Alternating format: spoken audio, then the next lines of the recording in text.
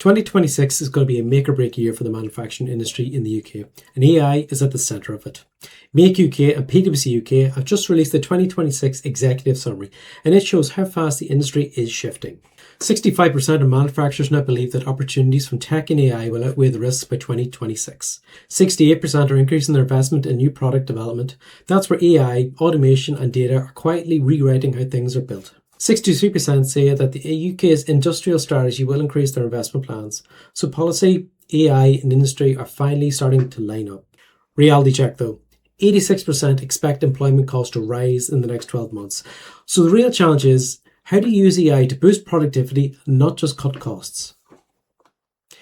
The big themes in the survey are using tech and AI for new growth, managing cost pressures with smarter automation, upskilling the workforce for an AI-first future, and building real cyber resilience, not just buying another tool. Because if you're going to go all in on digital AI and not investing in your cybersecurity, you're basically building a smart factory on a shaky foundation.